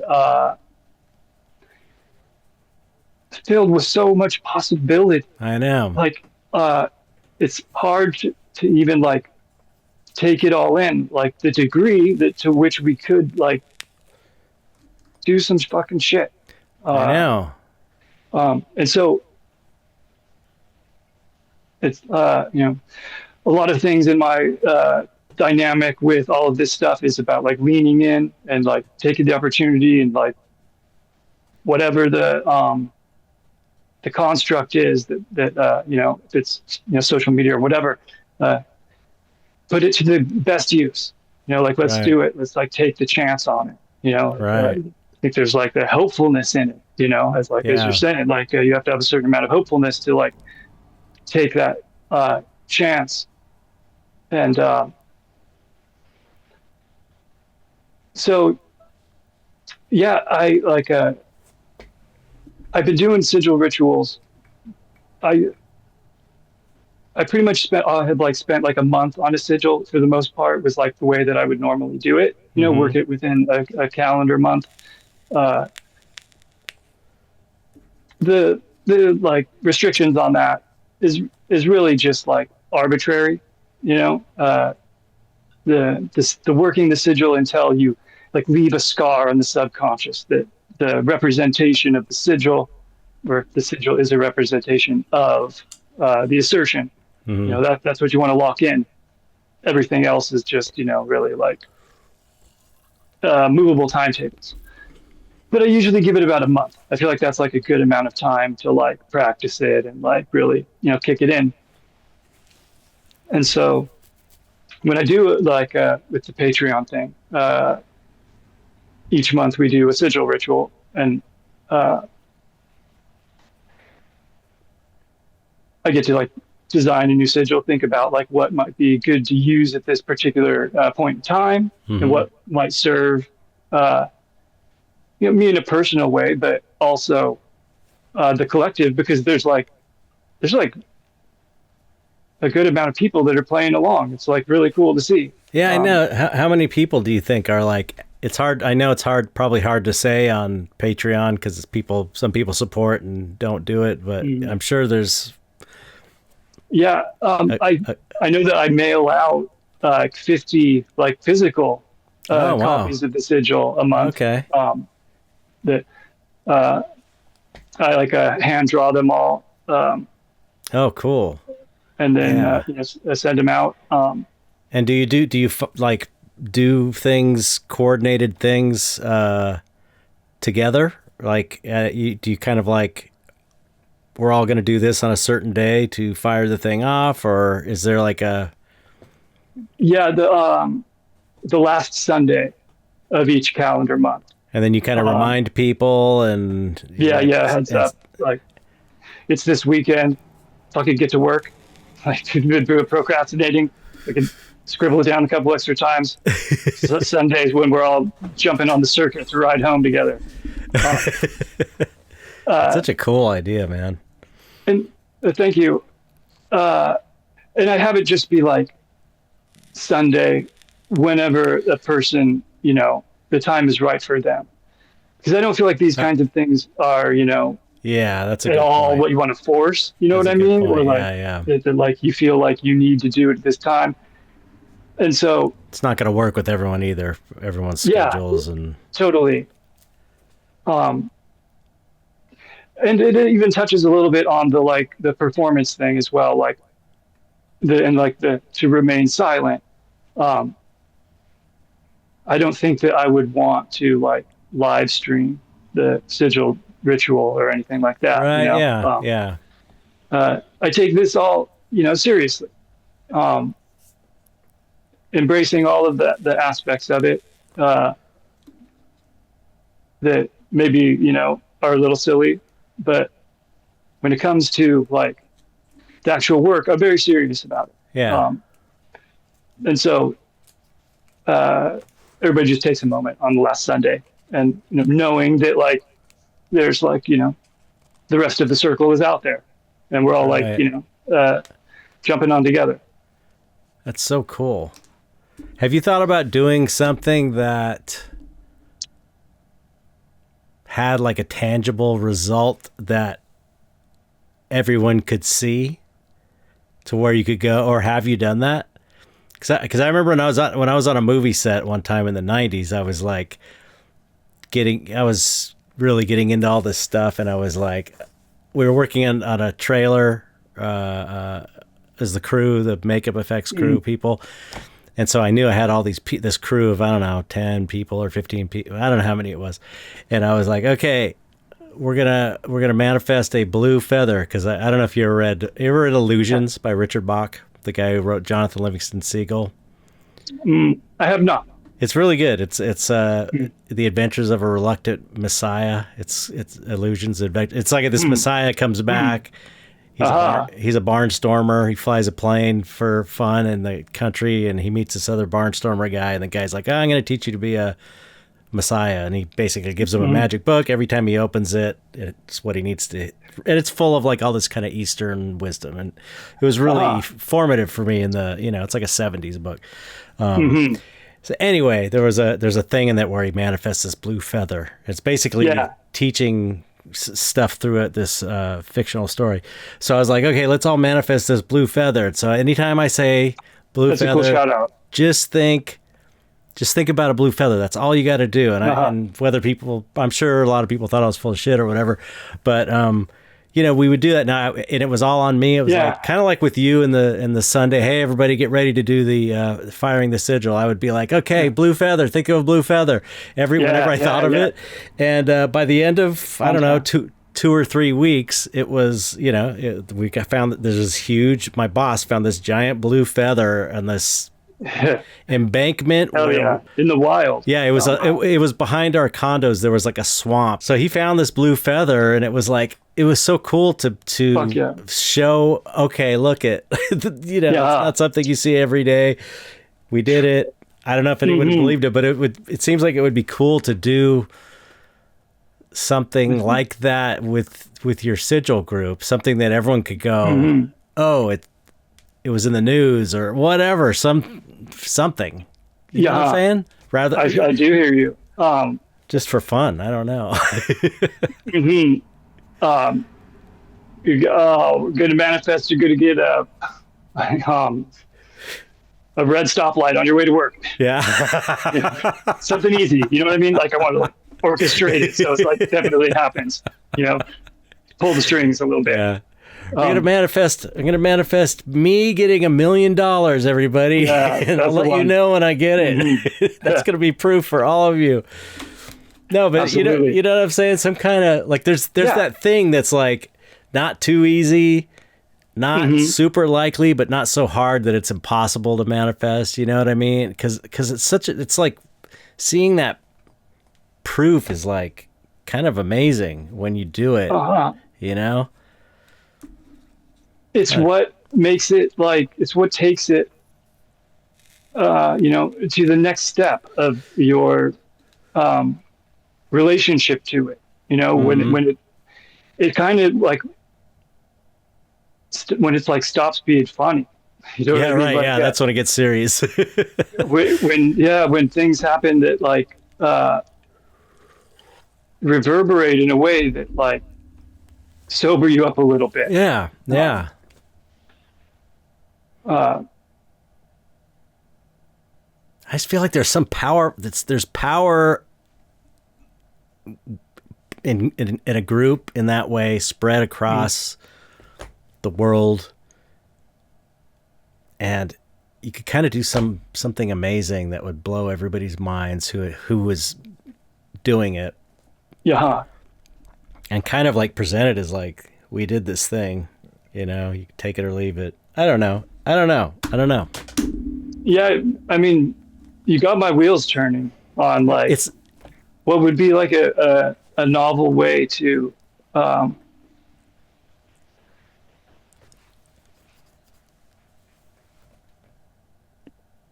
surprise almost. You know what I mean? Like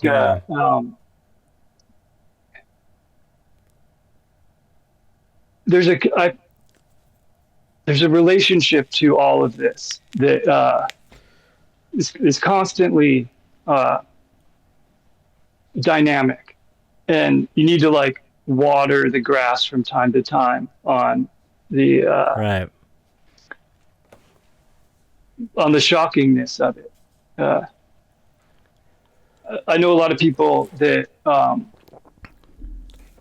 when they first start doing this kind of stuff, a lot of like super intense stuff happens, like that stuff that like really like shakes up the foundations of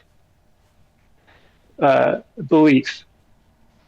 And then it's a very common narrative to like kind of hit a bit of a lull, and you're just like cruising for a while. Mm-hmm.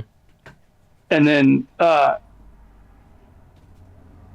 you like start to want it so bad, like, that it complicates it. Right. And because there's like so much like psychology involved in this, the roadmap is really like not established as to like, what is and is not like a healthy perspective on the desire. But it always comes back around and it's fucking like, throws you for a loop, and it gives you a payoff that reminds you just how like immediate it can be. Yeah. I don't know. Just something ever since I found out about your Patreon, I've been thinking about that idea. Totally half formed, not even a fully formed idea, just like a notion that something cool could be done. I don't know what even, but something really cool could be done in that way. I've always thought like, I've thought that for a long time, because I know the people in that the Dark Arts Society group on like the Facebook group or in the Discord, I was like, there's a bunch of people here. Yeah. What can we do with this? Something, and especially when you start bringing magic into it, it's like, man, you could really do something cool. Perhaps you and I could collaborate on such a sigil. Think about what kind of a thing we might want to do with that. This month actually is the first time I've ever done a collaborative sigil. Me and Adam Harvey, who's in the group, we did a 3D block print. That is like I saw that and I was like, that is so fucking cool. That's such a great idea. Glasses come with it. That's amazing, man. Adam is a poet and a printer and a practitioner, and so awesome. We worked on the sigil together, and then he printed a bunch of these. I love it. So that was going out. So maybe we run another collab sigil. Totally, man. I'm down for sure. I would love to do that. It's fun. Because I design the sigils each month, and that's the role that I play within the group. It's a curious thing to find myself experiencing, in that like all of this has been like a personal thing, but because it is like a communal working, like I don't want to be like super like self-absorbed about it all the time either. Like things that can be useful to the collective. Right. So it's really like it's changed or shifted my vector towards like the collective, with like the workings that I'm doing. I still do like personal stuff all the time, but like a big part of what I do, just like is working with the collective now. And then that's like an experience that I didn't necessarily anticipate. Yeah. I think that it's like a good thing for sure to adapt my vector towards the collective. Yeah, I see it's working. Do you do a thing where you like? Do you choose what's going to be the assertion? Yeah. Do you choose that, or do you ever like ask people to submit and then make a list and have people vote on it and stuff like that? Have you ever tried doing that to where it's very like? I have not, but I think that's especially with this latest collaborative sigil, I think that would be something really cool to do. Is that was kind of like the point that I was trying to wrestle out, was like that, as an individual, being the person who like designs it each month and, formulates the assertion and all of this stuff, like the communal aspect. I feel like it, getting more collaborative would be a really cool thing to do. Yeah, because it'd be so cool to like just ask people for what do we want to do this month? What should the assertion be? And if there's more than one that it's kind of the same, maybe it's like you guys, or you could take the top whatever 5 or 10 and then have people vote on them. Yeah, that would be awesome, man. So it's like it's all coming from the collective, and you're just kind of facilitating. At least for one, it would be cool to try. I'm absolutely positive it's going to happen. Like at least like even just from this conversation, Such solidifying. An awesome idea. Yeah, love it. Yeah, and the collab one too. Yeah, and the collab, for sure. We'll do it. Yeah. Okay, we're gonna have to start thinking about. We'll start see if some inspirations come in and get some ideas of. Yeah, I'm sure it'll all just kind of fall together naturally. But.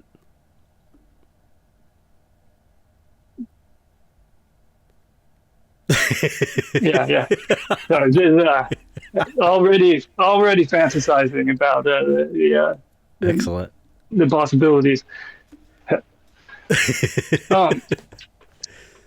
I got a warning a little while ago about 20%. Yeah, we should. We're at like 2 hours, so we probably should wrap it up. Oh no shit! Yeah. But that was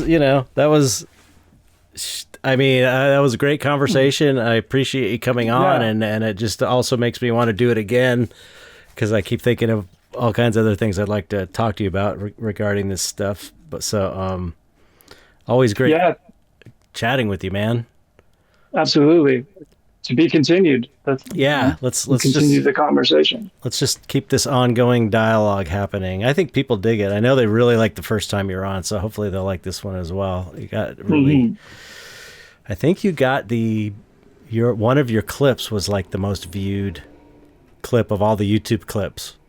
No shit. Wow. Yeah, it was crazy. Super cool. Yeah, I forget which one. It might have been. I forget which one, but it was a good one. But yeah. What is there any other than tell people your Patreon, just so they can get there. I'll put a link also in the description. But if people are too lazy and want to just hear you say it, and then Patreon .crpfctry.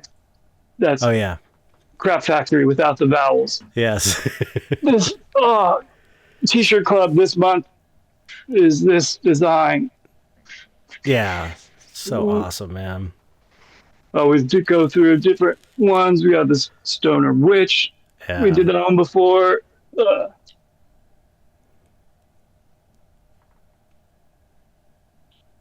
Space on Mars. That's great. Always strange. Doing, so awesome. Weird stuff, witchy stuff. Yeah, I love it. I love all fun stuff. Yeah, all your. I don't know. Did that skull and crossbones painting sell in your big cartel yet? Still got it. I'm gonna get that one if I'm just like, I got to manifest some money. But I want that painting, man. I love that painting. It's so cool. Yeah, it's so cool. So I'm hopefully gonna buy that. If no one else grabs it now, probably someone's just gonna buy it out from under me just because I said that, just to be a bit. $100. Beat Chet. Somebody beat Chet right now. $100. Go over there. Big cartel. It's like it's so affordable. I feel like a knucklehead for not even being able to afford that right now. It's like it's a steal, man. But hopefully, I mean, one way or another, you'll sell that. It's awesome. I love that. That painting is so great. Yeah. So, any other things you want to promote before we wrap it up? Anything you can think of? Or? Not particularly. No. Yeah. Just I'm slinging T-shirts. I got zines. Oh yeah, a bunch of different magic zines. Oh yeah, the zines are so cool, man. I got a bunch of them. They're so excellent. Sigil Magic, the basics. I got that one. The Mark of Agnosticism. This one is the story of the interdimensional being. I know that's another that I communicate with. That's okay. That's part 3. We're gonna do part the next talk is we got to talk about. This is one of the things I want to talk about that we ended up getting off track, but all these weird experiences. That's right. Had and I've had. We've both had these like unexplainable, supernatural experiences. So maybe unlikely things. Yeah, that could be the framework next time. Cool. Hell yeah. Perhaps because I think that episode would be, people would really dig that. I love listening to episodes like that myself. Yeah. Stories. Me too. So okay, well you're gonna have to wait until the next one to get all the good shit. We're teasing it out, making you wait. That's right. Come back around. All right. Well, so awesome to talk to you. Don't hang up. Don't hang up the phone, and then give your final message to the people. Time is but a window, death but a doorway. I'll be back. Thank you, everybody, for listening. Thanks, Sean. Don't hang up. All right. Goodbye, everybody. See you next time.